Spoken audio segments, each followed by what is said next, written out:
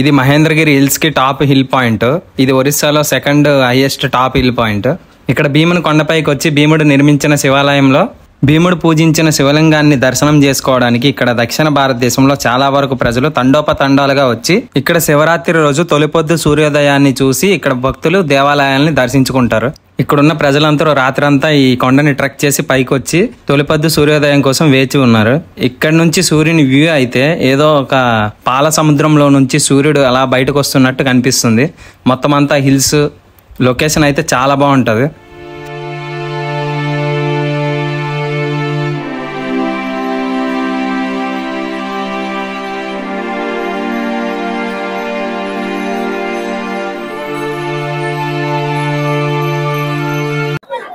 చిన్నప్పటి నుంచి ఇక్కడ ఉన్న చరిత్ర నేను వింటూ పెరిగా.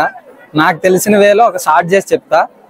ఇక్కడ చరిత్ర ఏమంటే పంచపాండవులు వనవాసం చేసేటప్పుడు ఇక్కడ నివసించారని చరిత్ర చెబుతుంది. ధృతరాష్ట్రుడు, పాండురాజు, విదురుడు అని ముగ్గురు అన్నదమ్ములు ఉండేవాళ్ళు. ఆ ముగ్గురు అన్నదమ్ములు ధృతరాష్ట్రుడు గుడ్డివాడు, తనకి కౌరవులను 100 మంది పిల్లలు ఉండేవాళ్ళు. పాండవులు వచ్చి పాండురాజు అనే రాజుకు జన్మించారు. సో పాండురాజు త్వరగా చనిపోవడం వల్ల ధృతరాష్ట్రుడే పాండవుల్ని కౌరవుల్ని పెంచాడు. ఇలా పెంచే క్రమంలో ఆస్తులను కూడా సమంగా పంచడం వల్ల ధృతరాష్ట్రుడు పెద్ద కుమారుడు అయిన దుర్యోధనునికి ధర్మరాజు నెక్స్ట్ మిగతా పాండవులందరికీ ఆస్తిని పంచిపెట్టడంలో నచ్చలేదు. ఇలా నచ్చకపోవడం కారణంగా అప్పట్లో ఆ కాలంలో ఏం చేసేవాళ్ళంటే ఏదైనా దక్కించుకోవాలంటే పాచికలు ఇలా జూదం ఆడుతూ అప్పట్లో అది ఆచారంగా ఉండేది. సో జూదం ఆడుతూ దుర్యోధనుడు ధర్మరాజుని ఒక అధర్మ మార్గంలో ఓడించి మొత్తం పాచికల్లో గెలిచాడు. ఇలా గెలవడం వల్ల వాళ్ళు పెట్టుకున్న షరతుల ప్రకారం 11 సంవత్సరాలు అరణ్యవాసం, 1 సంవత్సరం అజ్ఞాతవాసం పాటించాలని చెప్పి పంచపాండవుల్ని అరణ్యవాసానికి పంపిస్తారు. ఆ అరణ్యవాసానికి పంపించేటప్పుడే ద్రౌపదిని వస్త్రాభరణం చేసి మొత్తం పంచపాండవుల్ని అరణ్యవాసానికి పంపించేస్తారు. ఆ పంచపాండవులు కలిసి 11 సంవత్సరాలు అరణ్యవాసం చేసిన స్థలం, పుణ్యస్థలం ఇది. ఇక్కడ పంచపాండవులు అరణ్యవాసం చేస్తూ బతికిన మొత్తం ఈ ప్రదేశం ఇది. దీన్నే మహేంద్రగిరి పర్వతం అని అంటారు. అలా కాకుండా ఇంకా చాలా చరిత్ర ఉంది మహేంద్రగిరి పర్వతానికి. ఆంజనేయుడు కూడా లంకకు వెళ్ళేటప్పుడు మొదటి ఇదే క్షేత్రం నుంచి, ఇదే పర్వతం నుంచి లంకకి రంకి వేస్తే ఇక్కడ నుంచి ఈ ప్రదేశం నుంచే వెళ్ళాడు. అలానే మన పరశురాముడు కూడా ఇక్కడ చాలా వరకు యజ్ఞాలు చేస్తూ తర్వాత ఇక్కడ నివసించేవాడని చరిత్ర చెబుతుంది.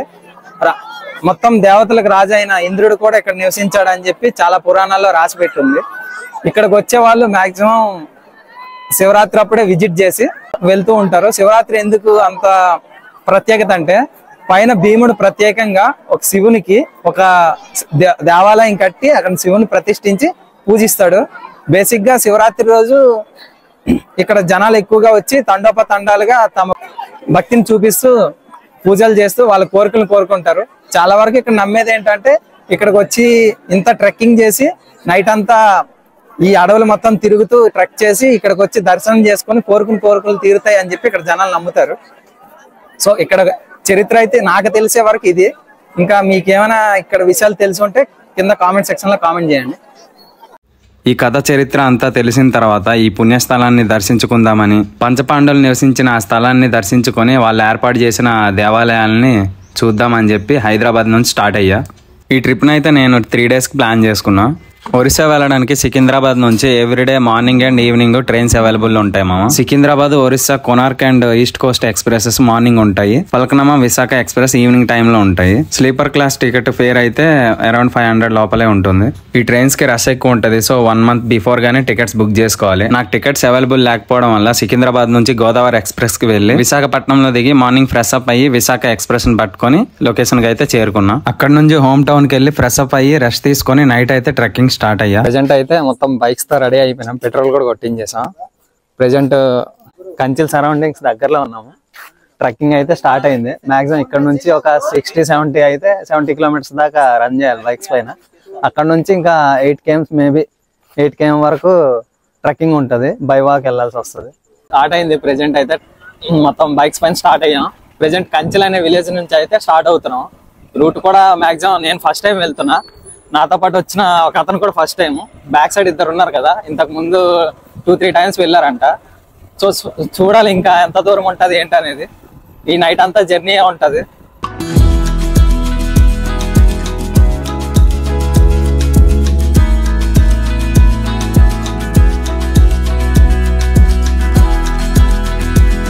రోడ్డు మొత్తం అంతా గుంతలు గుంతలు ఉండి అసలు కరెక్టా లేదు. ఎటు రోడ్డు ఉందో ఎటు అడుగు ఉందో అసలు అర్థం కావట్లే. ఒరిస్సా బార్డర్ క్రాస్ అయ్యాం. జస్ట్ అటువైపు చూస్తే ఆంధ్ర, ఇటువైపు చూస్తే ఒరిస్సా. జస్ట్ ఇప్పుడే క్రాస్ అయ్యాం ఒరిస్సా బార్డర్ మొత్తం. ప్రెజెంట్ అయితే హిల్ పైకి స్టార్ట్ అయినాం. మొత్తం అప్ ఉంది. బైక్స్ అయితే అసలు పోవట్లేదు, చాలా స్లోగా వెళ్తుంది. చూస్తున్నారుగా 20 కన్నా స్పీడ్ అసలు పోవట్లేదు. మాలానే చాలా మంది వస్తున్నారు.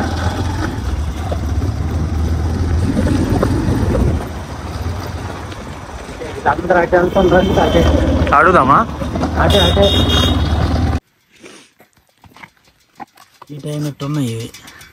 ఇటు వచ్చేవా బండి ఇటు ఎక్కి ప్రెజెంట్ అయితే బండి ఎక్కడానికి అవ్వట్లేదు. కాసేపు దీన్ని రెస్ట్ ఇస్తున్నాం. వాటర్ ఫాల్ సౌండ్ వినిపిస్తున్నాయి.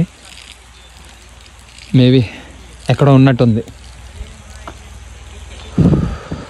ప్రెజెంట్ నేను చూపిస్తున్న వ్యూ పాయింట్ వచ్చి ఇది మహేంద్రగిరి గేట్. ఇక్కడ నుంచి వెహికల్స్ అయితే లోపలికి అలౌ చేయరు. శివరాత్రి కారణంగా ఫ్లోటింగ్ ఎక్కువ ఉంటుంది అని చెప్పి లోపల వరకు వెహికల్స్ అలౌ చేయలే. మాకు ఇక్కడికే ఆపేశారు. 52 కిలోమీటర్స్ వెహికల్స్ పైన ట్రక్ చేసి ఇక్కడ వరకు వచ్చి వెహికల్స్ ని పార్క్ చేసి ఈ మహేంద్రగిరి గేట్ నుంచి టాప్ హిల్ పాయింట్ వరకు ఒక 8 km వరకు ఉంటది. టైం అయితే నైట్ 12 అవుతుంది. మార్నింగ్ వరకు ట్రక్ చేయాల్సి ఉంటది. కంప్లీట్ గా వెహికల్ తో అయితే మొత్తం ట్రెక్కింగ్ అయిపోయింది. ప్రెజెంట్ అయితే ఇక్కడ గేట్ వే దగ్గర ఉన్నాము. పైకి వెళ్ళడానికి గేట్ వే దారి ఉంది. మొత్తం ఇదంతా బై వాక్ ట్రెక్ చేయాల్సి వస్తుంది. మాక్సిమం ఇక్కడ ఉన్న వాళ్ళు 7 kilometers అని చెప్తున్నారు. మేబీ 3 hours అవుద్దని అంటున్నారు. చాలా పీక్ పాయింట్ వరకు వెళ్ళాల్సి వస్తుంది. చాలా వరకు ఇక్కడ లోకల్ షాప్స్ కూడా ఉన్నాయి. సో పై వరకు మొత్తం అంత షాప్ అవైలబుల్ కూడా ఉంది. చిన్న ఫైర్ క్యాంప్ అని కనిపించేసరికి -°C నమోదు అవుతున్నాయి. ఎడారిలో బిస్లర్ వాటర్ దొరికేటట్టు మొత్తం చుట్టూ ముగిపోయారు.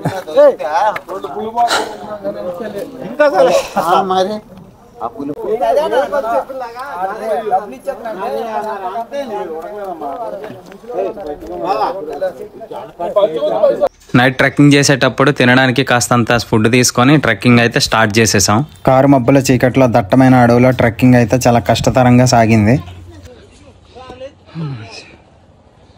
ఓం నమః శివాయ, ఓం నమః శివాయ, ఓం నమః శివాయ, ఓం నమః శివాయ, ఓం నమః శివాయ, ఓం నమః శివాయ. చలి వేస్తున్న ప్రతి చోట ఫైర్ క్యాంప్స్ వేస్తూ వాటర్ అవైలబిలిటీ చూసుకొని మధ్యలోనే స్నానం చేసి హిల్ పైకి ట్రెక్ చేస్తూ ప్రయాణం అయితే ముందుకు సాగించాం. ఈ దారి పొడవునా కొత్త కొత్త వ్యక్తులు, కొత్త పరిచయాలు, చాలా క్రేజీగా సాగింది.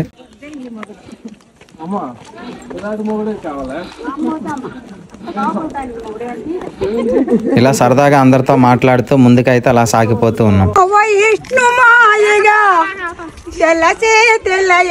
అయ్యో మయములే నీవేలే నన్ను పిలచినది, నీవేలే నన్ను తలచినది, నీవేలే నా మదిలో నిలసి హృదయము కలవరు పరిచెనది. నా కన్నులు వెన్నెలు కావించే, నా మనసులు మల్లెలు పూజించి నీ చేశావు తిరుములేసా. చెట్టు మీద కాయలు సముద్రాన ఊపులు కలిపినట్లే కలిపావు చీనివాస. నిండంటి మనసులో ఇలా విల నవ్వుల వెన్నెల వేల్పుల ఏమని వర్ణించనా. రాముడు కాడమ్మా నిందలు నమ్మడు, కృష్ణుడు కాడమ్మా దవసలు ఉండడు. నా కంటి వెలుగుల నిండంటి మనసుల ఇలా విల నవ్వుల వెన్నెల వేల్పుల. ఈ బామ్మ అయితే చాలా హుషారుగా ఉండి మొత్తం అంతా సరదాగా మాట్లాడుతూ పాటలు పాడుతూ ట్రెక్కింగ్ అయితే అసలు టైం తెలియకుండా, కష్టం తెలియకుండా ట్రెక్కింగ్ అంతా కంప్లీట్ చేసేలా చేసింది. ఈ బామ్మ ద్వారా ఇక్కడున్న విషయాలు, ఇక్కడ నలుమూలల నుంచి వచ్చే దారులను తెలుసుకున్నాము. మీకు ఎన్ని దారులు ఉన్నాయి? 3 దారులు ఉన్నాయి. ఎటువైపు నుంచి? పర్లాకిండిక చోటి, ఇంకా కట్క చోటి. ఇదే సెంటర్ దారి.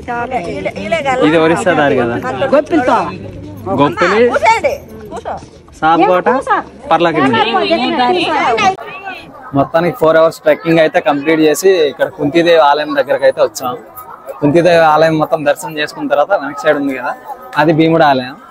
ప్రజెంట్ అయితే ఈ దర్శనం అయిన తర్వాత పైకి ఎక్కాలి, మళ్ళీ ఇంకో ట్రెక్కింగ్ ఉంది. ఫేస్ చేసా, బట్ పైకి వచ్చాక మొత్తం అంతా మర్చిపోయినట్టు ఉంది వ్యూ అయితే. ఇంకా సన్ రైజ్ వచ్చేటప్పుడు కూడా వ్యూ చూపిస్తా. జస్ట్ ఒక ½ an hour లో సన్ రైజ్ వస్తుంది. Stay tune. ఇప్పటి వరకు అర్జున్ దేవాలయం వరకే చేరుకున్నాము. ట్రెక్కింగ్ ఎలా సాగిందో నాతో పాటు వచ్చిన వాళ్ళని కూడా అడిగి తెలుసుకుందాం. సూపర్, చాలా బాగుంది. ఇంకోసారి రావాల్సి ఉంది. ఎలా అయినా వచ్చి ఈ కార్యక్రమం పూర్తి చేయాలనుకుంటున్నాను. దేవుడి దయవల్ల అంతా మంచి జరిగితే మళ్ళీ వద్దాం అనుకుంటున్నాను. ట్రెక్కింగ్ ఎలా ఉంది బాగా? Are so happy. కానీ పైకి వచ్చేటప్పుడు దాని యూజ్ ఏంటో తెలుస్తుంది. ఇంకా పైకి వెళ్ళాల, ఇంకా కాదు పూర్తి నొప్పులు అయిపోతుంది. ఇప్పటికే ఇక్కడ వరకు నొప్పులు, ఇంకా పూర్తిగా పైకి వెళ్ళేటప్పటికి ఇంకా పోతాం మనం. ఇంత పైకి వచ్చి వ్యూ చూస్తుంటే మొత్తం ఇప్పుడు చేసిన ట్రెక్కింగ్ అంతా ఏం గుర్తుండట్లే, మొత్తం మర్చిపోయినాం. అలా ఉంది వ్యూ. ఇంకా సన్ రైజ్ అయ్యేటప్పుడు వ్యూ అయితే ఇంకా బాగుంటది. మొత్తం మబ్బులు అయితే ఇంక ఇప్పటికీ కాస్త కనిపిస్తున్నాయి, మొత్తం పాల సముద్రంలా ఉంది. ఇంక సన్ రైజ్ అయ్యేటప్పుడు చూపిస్తా. Just wait and watch. Present అయితే నాతో వచ్చిన వాళ్ళలో ఇద్దరు హెల్త్ కండిషన్ బాగాలేక కిందనే ఉండిపోయారు. ఇక్కడ నుంచి భీముని దేవాలయానికి ఒక 2 కిలోమీటర్ల వరకు నడవాల్సి ఉంటుంది. ఈ కొండపైకి సరైన రహదారి సదుపాయం లేక చాలా కష్టంగా ఉంటుంది. మొత్తం చూస్తుంటే మొత్తం జనాలేని, స్టెప్స్ కూడా లేవు. మొత్తం స్టోన్స్ పై నుంచి ఎక్కాల్సి వస్తుంది. I can't say in my words. Breathing కూడా సరిగ్గా రావట్లే. సీకి 4600 పైనే ఉంది. 4678 మీటర్ల పైన ఉంది కాబట్టి ఆక్సిజన్ కూడా సరిగ్గా అందట్లే.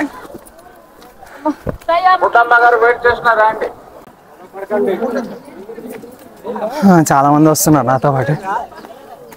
ట్రెక్కింగ్ అయితే వేరే లెవెల్ ఉంది. ఇంత క్రౌడ్ని కంట్రోల్ చేయలేక చాలా వరకు ఒరిస్సా పోలీస్ అండ్ సిఆర్పిఎఫ్ వాళ్ళు కూడా ఉన్నారు. మిలిటరీ బలగాలు కూడా దిగి ఉన్నాయి. చాలా వరకు పాపులేషన్ ఉంది. సో కంట్రోల్ చేసే ఛాన్స్ అయితే చాలా తక్కువ. మేము లోపలికి రావడానికి చాలా కష్టపడ్డాం. చాలామంది ట్రెక్కింగ్కి పైకి రాలేక కింద బేసెస్ వేసుకొని ఫైర్ క్యాంప్ పెట్టి స్టే చేస్తున్నారు. మేము చేరుకునేసరికి సూర్యోదయం అయ్యి వ్యూ అయితే ఇలా ఉంది. సన్ రైజ్ అయితే వేరే లెవెల్లో ఉంది. ఇంకా కంప్లీట్ సన్ రైజ్ కాలే. Waiting for sun rise.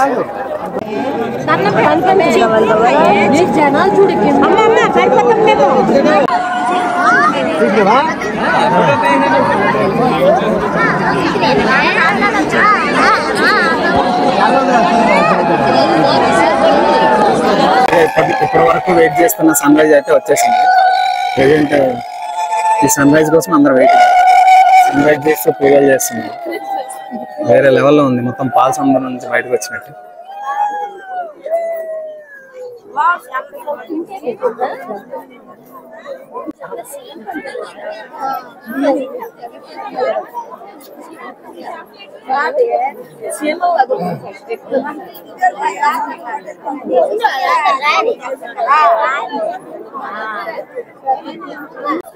Trekking అయితే వేరే లెవెల్లో ఉంది. చాలా మంది వెయిట్ చేస్తున్నారు. సో అసలు అడుగు పెట్టడానికి కూడా దారి లేదు. పై వరకు ఎలా వెళ్ళాలో అర్థం కావట్లేదు. బట్ ట్రై చేస్తా. పైన ఇంకొక టెంపుల్ ఉంది. ఆ టెంపుల్ అయితే మెయిన్. ఆ టెంపుల్ చూపించాలి ఫస్ట్.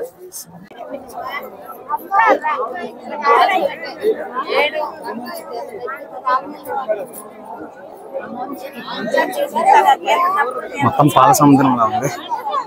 వ్యూ అయితే నెక్స్ట్ లెవెల్. ఎన్ని కొండలు దాటామో అసలు తెలియట్లేదు. బైక్స్ ఎక్కడ పార్క్ చేసాం కూడా తెలియట్లేదు. మళ్ళీ నెక్స్ట్ వెళ్ళేటప్పుడు వెతుక్కోవాలి.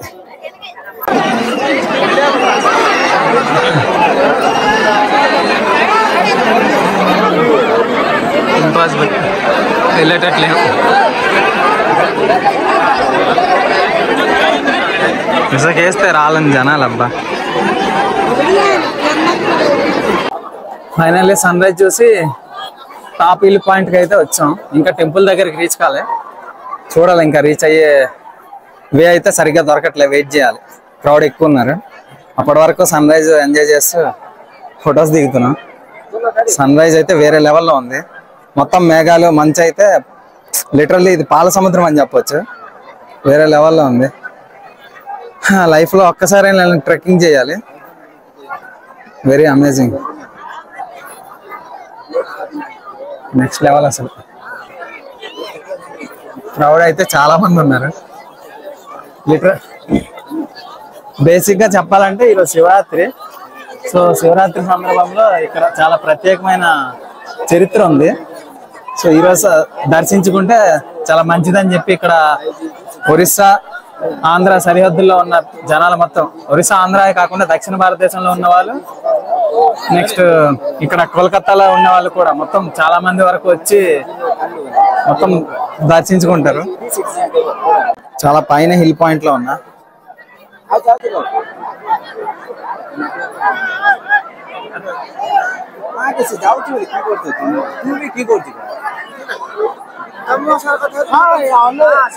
ఇక్కడ చాలా పర్వతాలు ఉన్నాయి.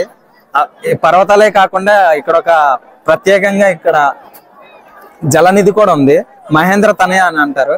ఇక్కడ ఈ వాటర్ ఫాల్స్ మొత్తం పారుతూ ఒరిస్సాలోకి కొన్ని నదులుగా, ఆంధ్ర వరకు వంశధారలో కూడా కొన్ని నదులు పాయలుగా మారి కలుస్తూ ఉంటుంది.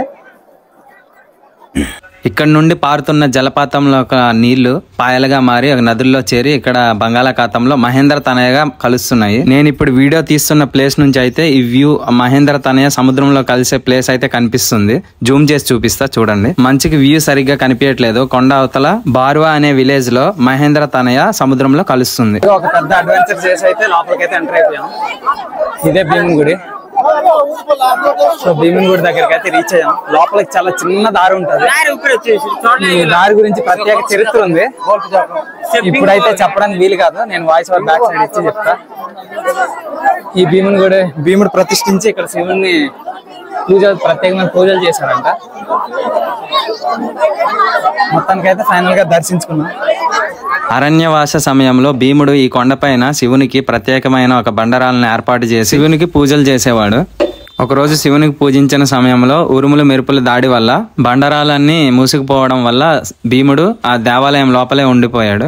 ఆ సమయంలో బయటకు రావడానికి భీముడు గట్టిగా గర్జించడం వల్ల ఆ బండరాలు చుట్టూ అంతా పగుళ్ళిచ్చి దారులు ఏర్పడ్డాయి. ఇప్పుడు ఆ పగుళ్ళిచ్చిన మార్గం నుంచి లోపలికి ప్రవేశించి శివుడిని దర్శనం చేసుకొని వెలుపల భాగం నుంచి బయటకు వచ్చిన వాళ్ళే పుణ్యాత్ములని, అలా రాకుండా లోపల ఇరుక్కుపోయిన వాళ్ళని పాపాత్ములని ఇక్కడ స్థానికులు నమ్మకంగా తీసుకొని పూజలు చేస్తున్నారు. ఈ వ్యూని, ఈ లొకేషన్ ని, ఈ టెంపుల్ ని చేరుకోవడానికి నిన్న నైట్ 9 o'clock స్టార్ట్ అయ్యాం. ఇప్పుడైతే ప్రెసెంట్ 7:30 అవుతుంది, 8 అవుతుంది, అరౌండ్ 8 అవుతుంది. 8 o'clock అంటే మార్నింగ్ 8 o'clock కి చేరుకున్నాం. లిటరల్లీ 12 hours దాకా పట్టింది బైక్ పైన. నెక్స్ట్ బై వాక్ ట్రావెల్ చేసి మొత్తం అంతా ట్రెక్ చేసేసరికి చాలా అడ్వెంచర్ చేసి వచ్చాం ఈ ప్లేస్ కి.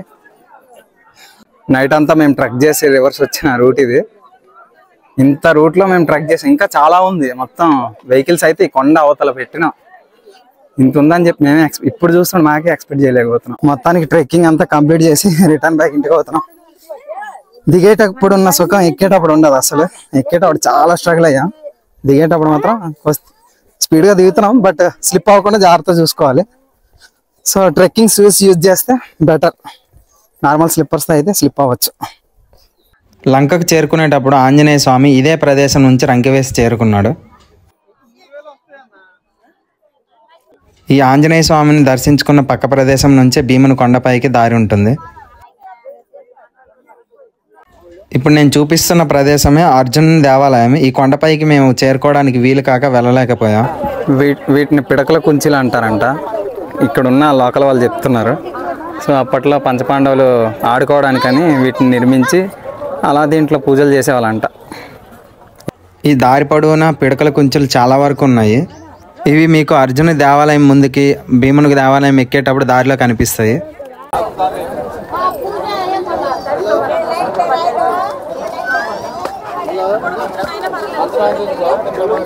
ధర్మరాజు ఆలయం అంట. దీని ధర్మరాజు ఆలయం అని చెప్తున్నారు. ఇది ధర్మరాజు కోసం సపరేట్గా నిర్మించిన ఆలయం. ఇక్కడ రాళ్ళను పేర్చి తమ కోరికలను కోరుకుంటుంటారు. ఇక్కడున్న స్థానికులు చెప్పే కథ ఇది. మొత్తానికి ట్రెక్కింగ్ కంప్లీట్ చేసి మొత్తం మళ్ళీ ఇంకా రోడ్డుని పట్టుకున్నాం. ఈ రోడ్డుని పట్టుకుని బైక్స్ పార్క్ చేసే ప్లేస్కి వెళ్ళాలి. మ్యాక్సిమం అక్కడ వరకు ఒక 8 km వరకు ఉంటుంది. ఇలా నడుచుకుంటూ వెళ్ళాల్సి ఉంటుంది. అక్కడికి వెళ్ళి మళ్ళీ బైక్ తీసుకొని ట్రావెల్ చేయాలి. దారిలో వెళ్ళేటప్పుడు చాలా మంది జనాలు ఒక చెట్టు బెరడుని కొడుతున్నారు. అడిగేసరికి ఇది చాలా ఔషధ గుణాలు ఉన్న చెట్టు అంట. ఈ చెట్టు బెరడుని పేస్ట్ గా చేసి గాయాల పైన పెడితే గాయాలు మానుతాయని అంటున్నారు. ఇక్కడున్న లోకల్ వాళ్ళు చెప్పే కథనాలు ఏంటంటే ఈ దట్టమైన అడవుల మొత్తంలో ఔషధ గుణాలు ఉన్న మొక్కలు చాలా వరకు ఉన్నాయంట. ఇక్కడున్న గిరిజనులు వైద్య సహాయం లేనప్పటికీ ఇక్కడున్న ఔషధ మొక్కల ద్వారానే వాళ్ళ ఔషధాలని తయారు చేసుకుంటుంటారంట. ఇక్కడున్న గిరిజనులు ఔషధ గుణాలున్న గింజలను దారిలో అమ్మడాన్ని చూసి నేను కూడా వాటిని ట్రై చేశాను. వీటిలో చాలా ఔషధ గుణాలు ఉన్నాయంట. ఇవి తినడం వల్ల చాలా వరకు హెల్త్ కి మంచిదని చెప్పారు. టేస్ట్ అయితే చిరుచేదుగా, వాసన అయితే జీడి గింజల ఫ్లేవర్ తో ఉంది. అలా వెళ్లే దారిలో పచ్చని రంగులో ఉన్న కాయలు వేళ్ళని అమ్ముతున్నారు. ఇవి తినడం వల్ల రక్తం బలపడి ఆరోగ్యంగా ఉంటారని చెప్పి ఇక్కడ గిరిజనులు చెప్తున్నారు. ఇక్కడ గిరిజనులు స్వతహాగా పండించిన ఖర్జూర పళ్ళను కూడా తీసుకొచ్చి అమ్ముతున్నారు. వీటిని కూడా ట్రై చేసా. వీటి టేస్ట్ కూడా చాలా తీయగా నేచురల్ ఫ్లేవర్ తో చాలా బాగుంది. నేను బయట తిన్న ఖర్జూరం కన్నా వీళ్ళ దగ్గర తీసుకున్న ఖర్జూరం అయితే నాకు డిఫరెంట్ ఫ్లేవర్ తో ఒక కొత్త టేస్ట్ అయితే ఇచ్చింది. దారి పొడవునా గిరిజనులు వాళ్ళు పండించే గింజల్ని, వాళ్ళ చేతితో చేసిన చెక్క బొమ్మల్ని, ఇంటికి కావాల్సిన వస్తువుల్ని చాలా వరకు ఇలా అమ్ముతూ ఉన్నారు. అడవుల్లో వీళ్ళు పండించుకున్న ప్రతిదీ ఈ రోజు ఇక్కడ జనసందోహం ఎక్కువ ఉండడం వల్ల ఇక్కడికి తీసుకొచ్చి అమ్ముతున్నారు. నిజంగా వీళ్ళు మార్కెట్ వాల్యూ కన్నా చాలా చౌక ధరలోనే అమ్ముతున్నారు. రిటర్న్ కొండ దిగి మేము బైక్స్ పార్క్ చేసిన ప్లేస్కి అయితే చేరుకున్నాము. ఆగండి వీడియో ఎంతవరకు చూసారు కదా, ఛానల్ని అయితే సబ్స్క్రైబ్ చేసుకొని బెల్ ఐకాన్ ఆన్లో పెట్టుకోండి. ఛానల్ని సపోర్ట్ చేసి ఇలాంటి మరిన్ని అడ్వెంచరస్ ప్లేసెస్ ఏవైనా మీకు తెలిస్తే కామెంట్ సెక్షన్లో కామెంట్ చేయండి. నేను విజిట్ చేసి చూపిస్తాను. బైక్ తీసుకొని రిటర్న్ హోమ్కి అయితే స్టార్ట్ అయిపోయాం. మీరు మహేంద్రగిరి ఎవరితో వెళ్ళాలనుకుంటున్నారో వాళ్ళకి ఈ వీడియోని షేర్ చేసి లైక్ అండ్ సబ్స్క్రైబ్ చేసుకొని ఛానల్ని సపోర్ట్ చేయండి. ఆగండి, ఇక్కడతో ట్రెక్కింగ్ అయితే కంప్లీట్ అయింది కానీ వీడియో ఇంకా కంప్లీట్ కాలే. అంటే నేను చెప్పాల్సిన చరిత్ర ఇంకా చాలా ఉంది. నాకు తెలియని చరిత్ర చెప్పడం ఎందుకులే కానీ ఇక్కడున్న ప్రజల్ని, ఇక్కడున్న ఉంటారు కదా ముసలి వాళ్ళు, వాళ్ళకి ఎప్పటి నుంచో పాత పురాణాలన్నీ తెలిసే ఉంటాయి. వాళ్ళని అడిగి తెలుసుకొని మొత్తం అంతా ఎక్స్ప్లోర్ చేయాలని అనుకుంటున్నా. ప్రజెంట్ అయితే ఈ భీమ దేవాలయము, నెక్స్ట్ అర్జునుని దేవాలయము, ధర్మరాజు దేవాలయం, అంటే పంచపాండవులు వనవాసం ఆల్రెడీ అందరికీ ఈ కథ తెలిసిందే.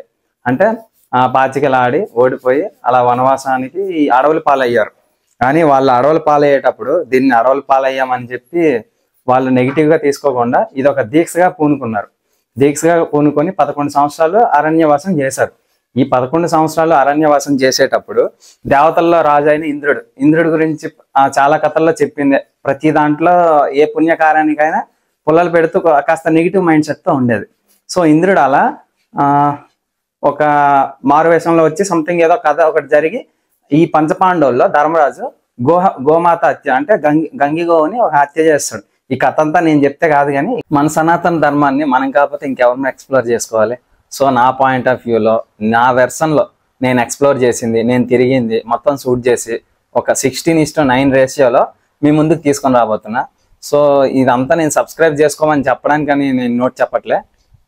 మీకు నచ్చితే నా ప్రొఫైల్ ఓపెన్ చేయండి, నా కంటెంట్ మొత్తం చూడండి, నచ్చితేనే సబ్స్క్రైబ్ చేసుకోండి. నచ్చకుండా నేను ఇప్పుడు అడిగా అని చెప్పి సబ్స్క్రైబ్ చేసుకుంటే మీరు నాకు డెడ్ ఆడియన్స్ అవుతారు. సో అలా కాదు, మీకు నచ్చితేనే ఛానల్ మొత్తం ప్రొఫైల్ చూసి నా కంటెంట్ నచ్చి నా వర్షన్లో నేను చూపించే మొత్తం అంతా మీకు ఓకే అనిపిస్తేనే సబ్స్క్రైబ్ చేసుకోండి. ఇక్కడ ఉన్న వాళ్ళతో తెలుసుకుందాం, కథ తెలుసుకొని మొత్తం ఈ పురాణాలు. నెక్స్ట్ ఇక్కడ ఆ గోహత్య చేసిన తర్వాత చాలా పురాణం ఉంది దానికి, నేను తెలుసుకున్నా. బట్ నేను వేరే వాళ్ళతో రికార్డ్ చేసి మీకు చూపిస్తాను. ఇక్కడ ఉన్న చరిత్రని నమ్మాలా నమ్మకూడదు అనేది తర్వాత విషయం, అది సెకండరీ పాయింట్. నమ్మకూడదు అని చెప్పడానికి ఏం లేదు, ఎందుకంటే పంచపాండవులు నివసించారని, వాళ్ళ శిథిలాలు, వాళ్ళ వాళ్ళు నిర్మించుకున్న దేవాలయాలు ఇలా చాలా వరకు ఉన్నాయి. అంతేకాకుండా ఇక్కడ శాస్త్రజ్ఞులు కూడా చాలా వరకు వచ్చి రీసెర్చ్ చేసి ఇది 1000 సంవత్సరాల క్రితం ఏర్పాటు చేసిన దేవాలయాలని ఇలా చాలా ప్రూవ్ చేశారు. సో నమ్మకపోవడానికి ఎలాంటి సిగ్మెంట్స్ అయితే లేవు. నమ్మద్దు అని చెప్పడానికి అయితే నేనేమి హింట్స్ అయితే ఇవ్వట్లేదు, నమ్మొచ్చు. ఎందుకంటే చాలా శాస్త్రజ్ఞులు రీసెర్చ్ చేసి అది ప్రూవ్ చేశారు కూడా. ఇప్పుడు పంచపాండవులు నివసించిన ఈ పుణ్యక్షేత్రాన్ని శివరాత్రి రోజు దర్శించుకొని ఇక్కడ చాలా వరకు ప్రజలు నమ్మేది ఏంటంటే వాళ్ళు పంచపాండవుల పాప పరిహారం కోసం ఆ గోమాతని చాలా పురాణం ఉంది. అది ఆ పురాణం ప్రకారం వీళ్ళు ఏంటంటే ఇక్కడ పొత్తంగి, బారువ, తర్వాత కవలగుడ్డి అని, అంటే మహేంద్ర తనయ సముద్రంలో కలిసే, అంటే సాగర్ తీరంలో కలిసే ప్రదేశం, దాన్ని కవలగుడ్డి అని ఇక్కడ వాళ్ళు పిలుస్తారు. సో అదంతా ఎక్స్ప్లోర్ చేసి మొత్తం వీడియో చేసి చూపిస్తా. సనాతన ధర్మాన్ని ప్రోత్సహించే వాళ్ళు అయితే చూడండి, లేదు ఈ సుత్తి అంతా నాకెందుకు బ్రో, నాకెందుకు చెప్తున్నావు ఇదంతా అనుకున్న వాళ్ళు అయితే ఏం పర్లేదు, వీడియో స్కిప్ చేసి పక్కకి వెళ్ళిపోవచ్చు. సో ఎవరైనా ఈ చరిత్రను తెలుసుకోవాలి, వీటి గురించి మొత్తం అంతా వివరంగా చూడాలి అనుకున్న వాళ్ళైతే ఛానల్ని సబ్స్క్రైబ్ చేసుకొని బెల్ ఐకాన్ ఆన్లో పెట్టుకోండి. ఇన్ కేస్ మీరు బెల్ ఐకాన్ ఆన్లో పెట్టుకోకపోతే నేను ఫర్దర్గా పెట్టే వీడియోస్ అన్ని మీ వరకు రాకపోవచ్చు. సో అవన్నీ రావాలంటే సబ్స్క్రైబ్ చేసి బెల్ ఐకాన్ని ఆన్లో పెట్టుకోండి. So stay tuned. Thank you.